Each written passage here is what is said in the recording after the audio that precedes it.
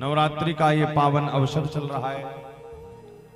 कहते हैं कि विक्रम संवत 2080 का प्रारंभ चैत्र शुक्ल पक्ष प्रतिपदा से हुआ है और उसी दिन से कथा का प्रारंभ भी हुआ है। और नवरात्रि देखिए हमारे हिंदू सनातन वैदिक धर्म में कितनी बढ़िया बात बताई गई है कि व्यक्ति को अपने नए वर्ष की शुरुआत, देखिए केवल हमारे यहाँ पर धर्म में ही बताया गया कि हमारे यहाँ पर जब नया वर्ष प्रारंभ होता उसी दिन से नवरात्रि प्रारंभ होते हैं और उन 9 दिनों पर हम लोग माँ का पूजन घर घर में करते हैं। ये माँ के पूजन का मतलब क्या है कि माँ का घर में अन्नपूर्णा के स्वरूप में पूजन करते हैं।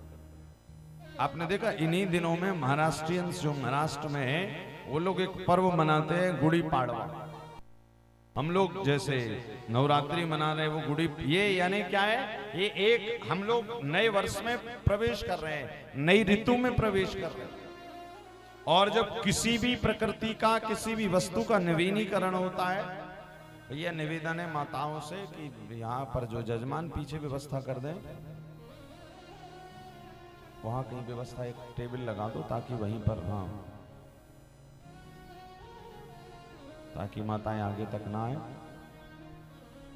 और एक जन को वहां खड़ा कर दो कि अब आगे तक ना आने दें, आप वहीं खड़े हो जाइए, पीछे बैठालते जाइए आराम से। चलो जल्दी चढ़ा दो।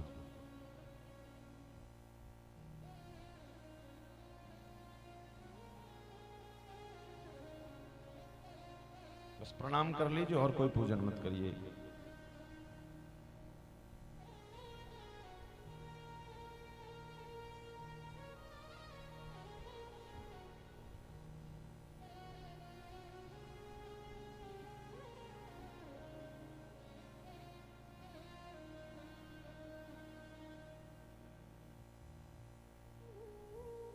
श्री राम।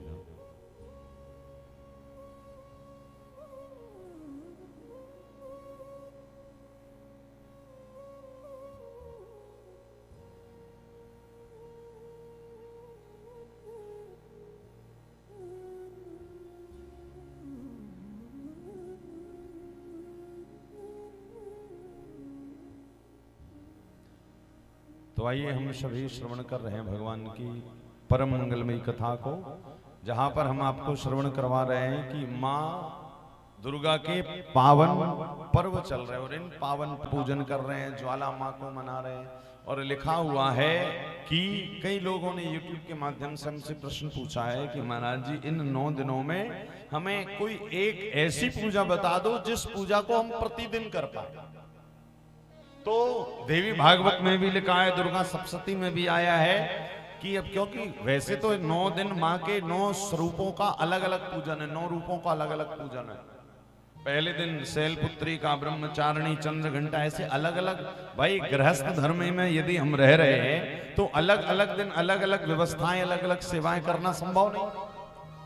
तो लिखा हुआ है कि व्यक्ति को यदि 9 दिन हुआ है कि व्यक्ति को यदि 9 दिन माँ के पूजन की विधि जाननी और केवल एक पूजन जिसमें कि माँ के संपूर्ण 9 दिन तक हम वही विधि विधान करते रहे, तो श्रीमद् देवी भागवत में स्पष्ट लिखा हुआ है कि मार्कंडेय जी ने कि व्यक्ति घर पे एक, चाहे जब आपका भाव करे तो एक घट स्थापना करिए, उस पर दीपक जलाइए। अब कहीं कहीं माताएं कहती हैं, भाई लोग कहते हैं कि अखंड ज्योत नहीं जल पाती, तो जरूरी नहीं अखंड जलाए। आप जितनी देर पूजन कक्ष में बैठे, जितनी देर माँ का आवाहन करें, अर्चन करें, वंदन करें, उतनी देर तक हम लोग क्या किया करें, उतनी देर तक केवल और केवल वो ज्योति के सामने बैठकर माँ का एक महामंत्र है जिसमें महाकाली, महालक्ष्मी, महासरस्वती तीनों का पूजन हो जाता है। और वो बीज मंत्र क्या है, ओम ऐं ह्रीं क्लीं चामुंडाय विच्चे। इसके लिए कोई बहुत ज्यादा उपाय नहीं करने, बस हाँ पवित्रता का ध्यान रखना है। थोड़े स्नान करिए, शुद्ध वस्त्र पहनिए और शुद्ध वस्त्र पहनने के बाद में आसन आपका पवित्र हो और जिस आसन पर बैठे वो आसन पवित्र हो, वो जगह पवित्र हो। भाई इन 9 दिनों में पवित्रता का थोड़ा सा ध्यान रखना पड़ता है। केवल तन की नहीं, लिखा हुआ है कि मन की पवित्रता का भी विशेष ध्यान रखना पड़ता है।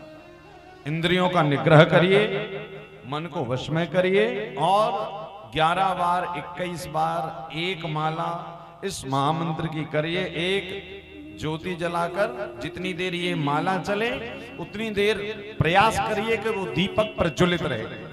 और यदि ये आप एक माला इस मंत्र की करेंगे दीपक के सामने, तो प्रतिदिन यदि ये पूजन करेंगे तो इस संपूर्ण मंत्र से, इस संपूर्ण दीप प्रज्वलन से आपको 9 दिन तक ये विधि से पूजन करना है।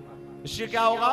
बोले फिर उसी में आपके प्रथम से लेकर और 9वीं तक का संपूर्ण पूजन इसी में सम्मिलित हो जाएगा, और कुछ नहीं करना है। और प्रतिदिन एक और नियम करना है कि प्रतिदिन भोग जरूर लगाना। भोग क्या क्या लगाना है?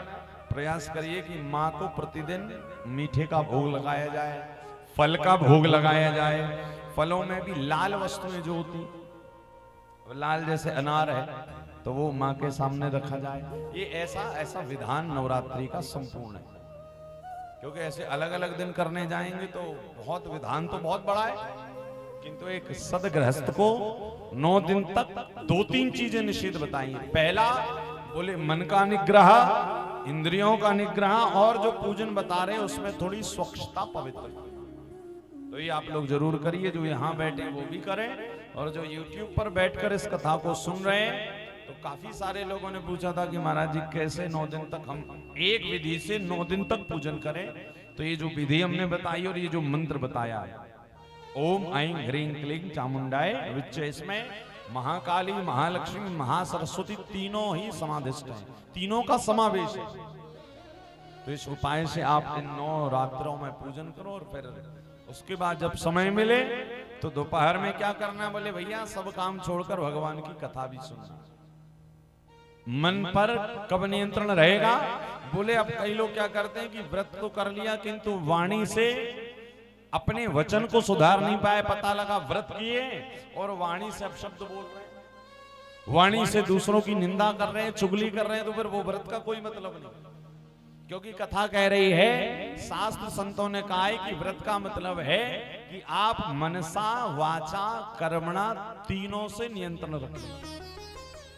मनसा यानी मन को भी कंट्रोल में करना पड़ेगा, वाणी को भी कंट्रोल में करना पड़ेगा, कर्म। इन 9 दिनों में ऐसा कुछ बुरा मत करिए कि आपसे चाहकर भी कोई पाप हो, क्योंकि जो सोचेंगे, जो कर्म करेंगे, फिर वही स्वभाव हमारे अंदर आएगा। इसी कारण नवरात्रों में, और देखो राजपुर बेलपाली में तो कथा चल रही है, तो भैया फिर सब काम छोड़कर YouTube फेसबुक के सामने बैठ जाओ और कथा सुनो, तो मन अपने आप बढ़िया हो जाएगा। क्योंकि कलिकाल में कोई भी व्रत करो, पूजन करो, जप करो, तप करो, किंतु कथा तो सुनो ही सुनो, चाहे कुछ भी करो। गोस्वामी जी ने कहा है कि भैया केवल जप के बल पर यदि कलिकाल में तुम सोचो कि हम सिद्धि प्राप्त कर लेंगे, संभव नहीं है। केवल तप के बल पर नहीं है, तो बोले जप, तप, हवन, पूजन इत्यादि के साथ साथ भगवान का भजन बहुत जरूरी है।